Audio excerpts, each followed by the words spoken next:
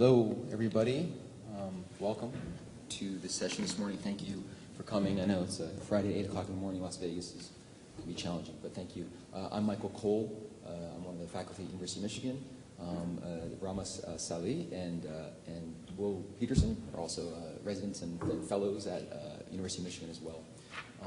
We're going to talk today about survey design, and we're going to go through closed-ended survey design, give you guys kind of do a little exercise at the beginning, give you an overview of survey design. Most importantly, we have a handout that we're going to hand out at the end. It was developed by Joel Perkis, who's one of the deans down at Baylor. He's an expert in survey design, and basically it's kind of a step-by-step way to kind of design closed-ended survey questions. So that'll come at the end, okay? So, Dr. Salhi.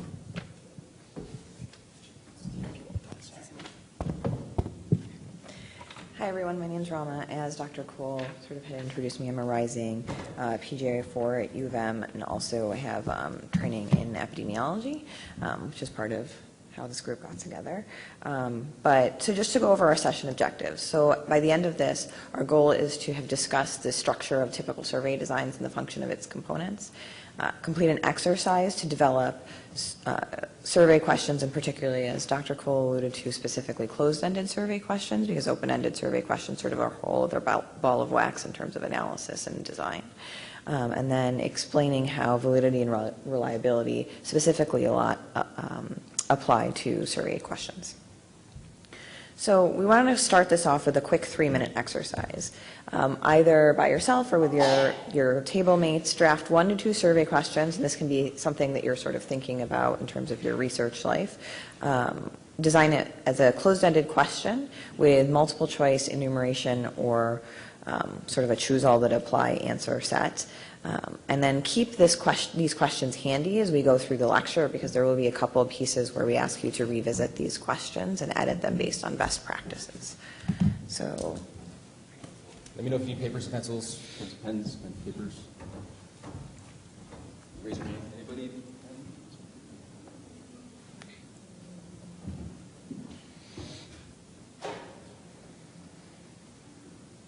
Try to write them down if you can.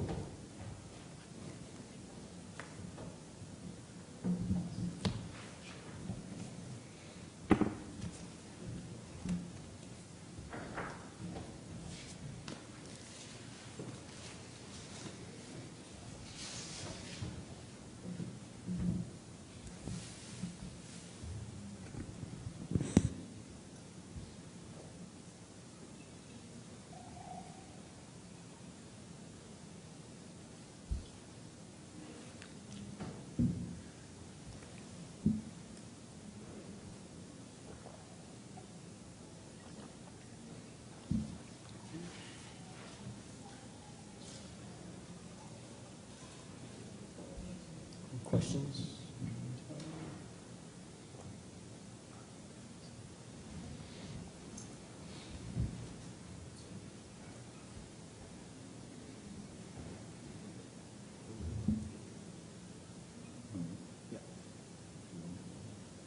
okay.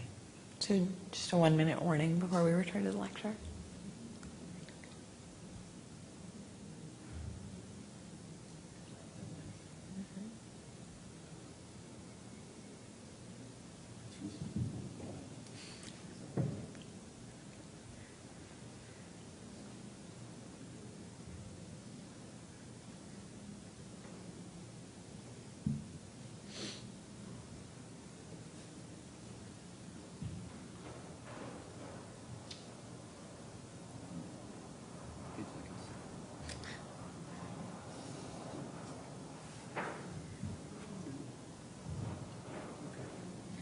Perfect. Great. So keep these handy as we continue to go through the lecture. But when we talk about generating items for surveys, I think these are sort of seen as an easy thing to reach for when you're trying to do research. But the truth of the matter is, in order to design a robust survey question, it's not easy. And think about all of the surveys that you've gotten and how many of them you've looked at and just said, this is not a good survey, and the results are going to be uninterpretable based on the way that the questions are framed. And then many books and lectures and things have been written on the style and art of item writing, and so we're trying to condense it down here, but just to sort of give you guys an appreciation about how complex this is. The truth of the matter is, poorly designed items yields bad data, which is not what any of us want. And it can make analysis on the back end impossible, difficult, or meaningless. So care and rigor sort of up front in the item creation can really save you a lot of time and make your end stage analysis and write-up much, much easier. So just to briefly look at the anatomy of a survey item. So you have the stem and the responses, and each of these sort of have their own style designs in terms of how you can make them better. So when we think about STEM language, the language should be focused on the main point, clear and concise, and written for clarity. This isn't sort of your moment to show that you are a lit major in undergrad. So take a second to read these examples. So for example, for which of the outpatient ambulatory clinical settings does your ASP monitor antibiotic prescribing? And then the second is, are ASP processes at your institution efficient and effective, as a binary yes or no question? Now, when we think about how we might make example 1 better, it's actually a pretty well-written question. It's clear.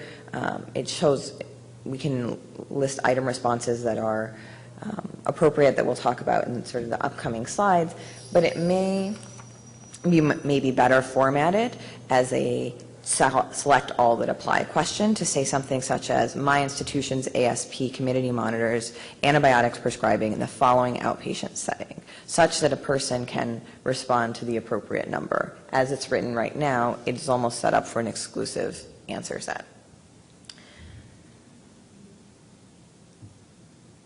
So with respect to question or example number 2, the next thing that you want to avoid is double-barreled questions. So I'm going to go back to this so that we can read it. The question says, are ASP processes at your institution efficient and effective? You can imagine being a respondent in this survey and saying, maybe it's effective, but it's not efficient. So how do I answer this question? So this is the part where you want to avoid loading things into questions, which may ultimately make your survey slightly longer, but will give you more accurate data.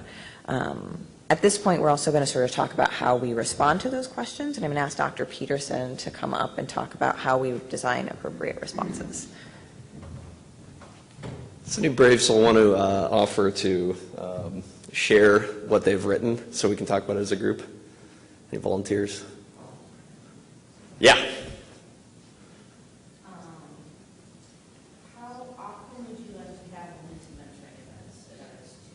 How often would you like to have mixed mentoring events at our institution? Okay.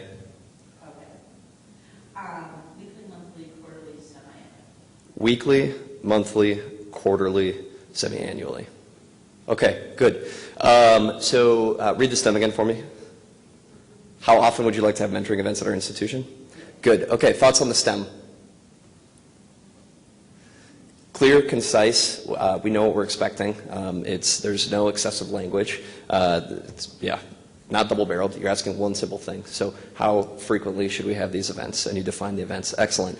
Response choices.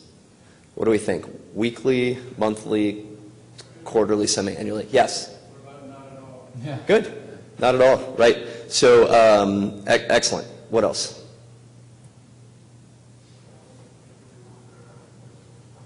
I don't know what semi-annually means. I'm sorry.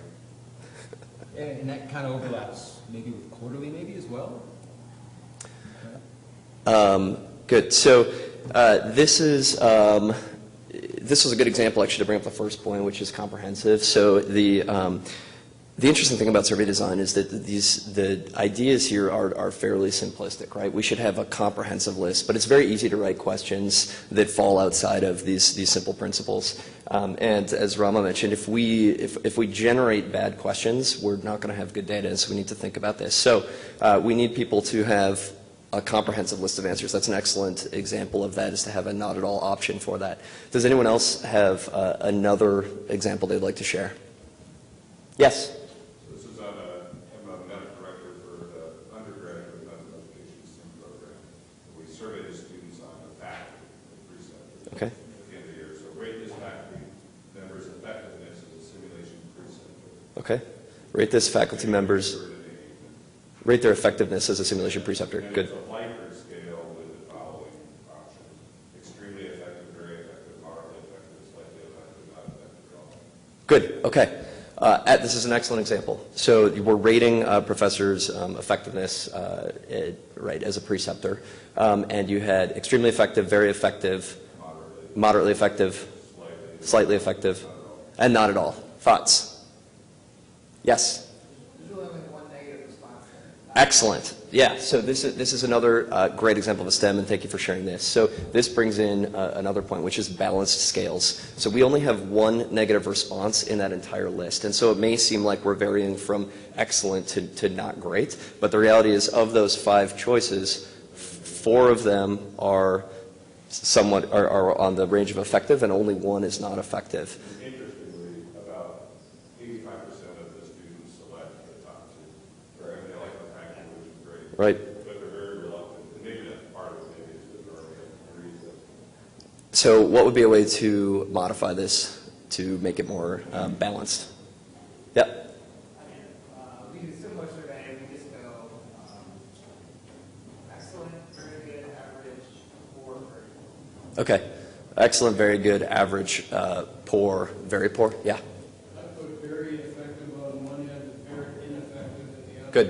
Effective, ineffective, and trying to figure out. Neither effective nor ineffective. So people who, so the literature within survey design would suggest the latter approach, to have the sort of, best case data, which would be your high end should be mirrored by the low end, like you said. So whatever that was, very effective, not very effective, somewhat not effective, neither effective nor ineffective in the middle, so that you have balance on both sides. Very easy to mistake that, but that's a good example, so thanks for bringing that up. And then mutually exclusive, so that the answer choices don't overlap. That's harder to come up with an example of on the spot, but it's a self-explanatory topic. Good. So we just went over examples and how to fix those. So we do want to introduce the topic of validity. Validity is a beast of a topic. It is something that could take up an hour-long lecture in and of itself. What we'd like to do is define some of these concepts for you. This QR code, if you scan it with your phone right now, and we can make this available after, but it brings up a nice summary page on the ideas of reliability and validity. There's a nice graphic and reference there from a paper in 2010 on this. So we're going to define the terms and just mention them and a few things about them, and then the handout also goes over this a little more. So the question we want to ask with surveys is, does the survey measure what it is intended to measure? And so we have construct, face, content, and criterion validity. Construct validity refers to the idea of, does this survey really measure the underlying constructs of interest? Face validity, does the survey seem meaningful and sensible to topic experts and target respondents? Content validity, does your survey cover all key aspects of the underlying construct of interest? And criterion validity, do survey responses associate with other measured outcomes in logical or predictable ways? How might we go about generating validity for a survey we construct?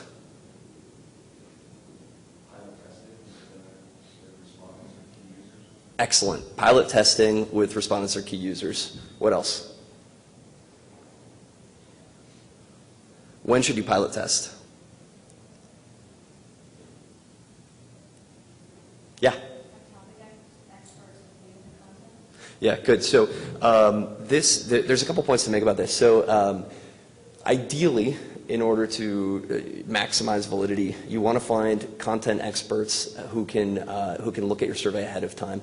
Joel Purkis, who helped design this and is published on this, suggests that you pilot more than once before releasing the survey. And he says 2 to 4 weeks before the survey plans to be administered, select a group of content experts if you can.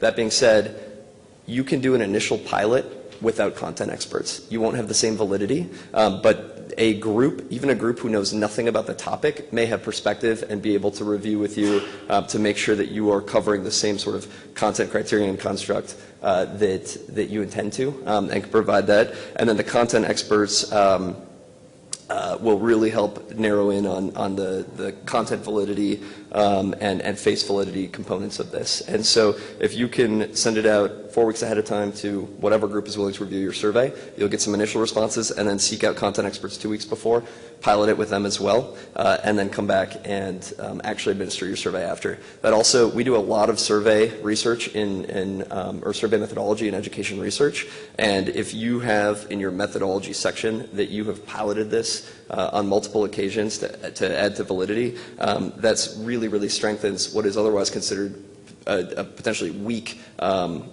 methodology, surveys being a potentially weak compared to other types. So reliability.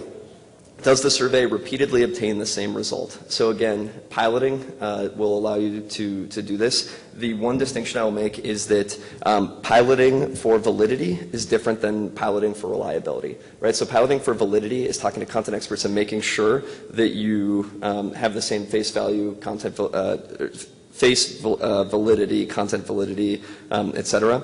Reliability, you want to really target in on a small segment of your target group of interest and say, are we getting the responses that we would expect, or what are they? And then if we repeat this with a similar group of people, or even with the same people, do we get the same results that second time around? Joel Purkis recommends, who's our sort of expert on this, to repeat the survey on the exact same group of people. I think that's very rarely done, but if we actually repeat it on the same group of people, we can determine, are we getting reliable results from one time to the next.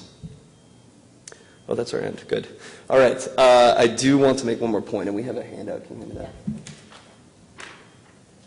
So we will distribute this this handout. The one point we wanted to make that wasn't on our slides about close-ended questions are that it's very easy to write a question. It's difficult to write a good question. The close-ended questions produce more rigid and pre-codified data, and it's easy to aggregate and summarize. And so we can actually, do we have a ring? We can use that to quantify our results, which helps with our publications and data analysis. So we have this down on the handout for you, and it goes over pretty much all the topics we have, plus that last point. I think we're out of time. Questions, thoughts, comments? Yes? So when you're analyzing your responses to data for reliability, there are different metrics out there for agreements, right? Does the study design lend itself to one or the other, like CAPAs and that kind of stuff, or if you're doing more complicated things like interclass correlation coefficients and that kind of stuff? That is a tough question to answer, an excellent question. It's a tough one to answer. So, for example, CAPAs, right? Looking at inter-rater reliability for a particular topic, that in and of itself is hard. So there are, if you look, there are publications, and librarians know this, that sort of say what is a good inter-rater reliability or CAPA to say that you have reliable measurers of your data. So that's referring to the people who are actually doing the coding and analysis. So for example, with CAPAs, you want to have about 70% inter-rater reliability in order to be considered valid reliability. But again, that's not on the subject group taking it. That's on the people who are coding the data after. To your second point, I don't know enough about that topic to answer that. But I will say, librarians, this is just a plug, are an awesome resource. They are often well-versed in methodology, and they know a lot about reliability, the reliability component, and I would definitely recommend reaching out to them for... Most of your editors are going to want some sort of report of the methods that you Right, exactly. And if you can talk about validity and reliability, that strengthens the methodology of survey research tremendously. Just suggest that you don't need iterative reliability for surveys. That's Yeah, more of a yeah. performance assessment, a concern. And so the two reliabilities that you care most here about are inner item reliability and stability over time. And it gets confusing because all these terms are the same, but That's a good point. test retest the stability. The other reliability, I would say, just is probably inner item reliability. How do the items hang together to answer the same question? Yep, that's a good point. And Cool. That is a very quick run through of some a lot of topics related to this. Let me get this handout to you guys. That's it. any questions, let us know. Thanks.